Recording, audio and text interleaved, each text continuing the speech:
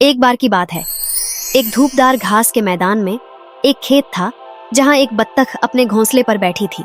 अपने अंडों के फूटने का इंतजार कर रही थी।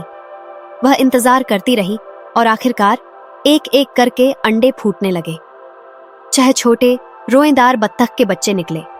मुलायम पीले पंखों के साथ वे सभी बहुत प्यारे लग रहे थे। लेकिन एक अंडा, सबसे बड़ा, अभी तक फूटा नहीं था। माँ बत्तख बड़े अंडे पर बैठी रही। आखिरकार वह टूट गया और एक बड़ा बदसूरत बत्तख का बच्चा बाहर आ गया। वह दूसरों की तरह पीला नहीं बल्कि भूरा और अजीब था। बत्तख की माँ आश्चर्यचकित थी, लेकिन उसने उसी तरह उसकी देखभाल करने का फैसला किया। बाड़े के सभी जानवर बदसूरत बत्तख के बच्चे को घूरते थे और उसका मजाक उड़ाते थे। बेचारे बत्तख को बहुत दुख हुआ। उसके अपने भाई बहन उसके साथ बुरा व्यवहार करते थे और उससे कहते थे कि वह बदसूरत है। मुर्गियां उस पर चोंच मार रही थीं और यहाँ तक कि टर्की मुर्गे ने भी उसे काट लिया।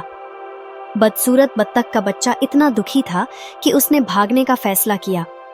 वह दौड़ता रहा और तब तक दौड़ता रहा जब तक कि वह एक बड़े दलदल तक नहीं पहुंच गया जहां जंगली बत्तखें रहती थीं। उसने पूछा कि क्या वह वहां रह सकता है, लेकिन उन्होंने उससे कहा कि वह बहुत बदसूरत है। वह तब तक दौड़ता रहा जब तक उसे एक छोटा सा घर नहीं मिल गया। वहां एक बूढ़ी औरत अपनी बिल्ली और मुर्गी के साथ रहती थी। महिला ने उसे रहने दिया, लेकिन बिल्ली और मुर्गी उसे हर समय चिढ़ाते थे। बदसूरत बत्तख का बच्चा अब इसे बर्दाश्त नहीं कर सका। वह फिर भाग गया। उसे एक झील के किनारे एक शांत जगह मिली और वह वहां अकेला रहने लगा। पतझड़ आया और पत्तियां भूरी होकर गिर गईं। सर्दी आ गई और झील जम गई। बत्तख का बच्चा ठंडा और भूखा था, लेकिन वह जीवित रहने में कामयाब रहा। एक दिन सुंदर हंसों का एक झुंड झील के ऊपर उड़ गया। बदसूरत बत्तख के बच्चे ने कभी इतना सुंदर कुछ नहीं देखा था। उन्हें उनके साथ रहने की एक अजीब सी चाहत महसूस हुई। वह इतना ठंडा और थका हुआ था कि बर्फ पर ही सो गया। वसंत आया और सूरज ने बर्फ पिघला दी। बदसूरत बत्तख का बच्चा फिर से मजबूत महसूस करने लगा। उसने अपने पंख फड़फड़ाए और पाया कि वे पहले से कहीं अधिक बड़े और मजबूत थे।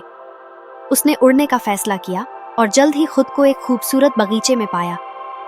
उसने वहीं सुंदर हंसों को एक तालाब में तैरते देखा। बत्तख का बच्चा उनकी ओर आकर्षित था, लेकिन उसे डर था कि वे उसे अस्वीकार कर देंगे। उसने दुखी होकर अपना सिर नीचे कर लिया, लेकिन उसे पानी में अपना प्रतिबिंब दिखाई दिया।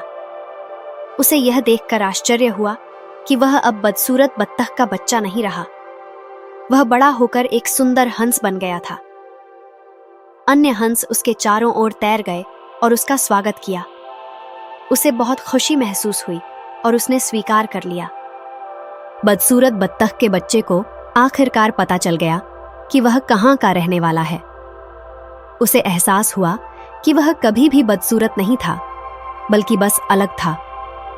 उसने अपने पंख फैलाए, अपना सिर ऊंचा उठाया और अपने नए दोस्तों के साथ जुड़ गया और अपने जीवन में पहली बार सचमुच खुश महसूस कर रहा था। और इसलिए बदसूरत बत्तख का बच्चा हमेशा खुशी से रहता था, यह जानते हुए कि अलग होना ही उसे विशेष और सुंदर बनाता है।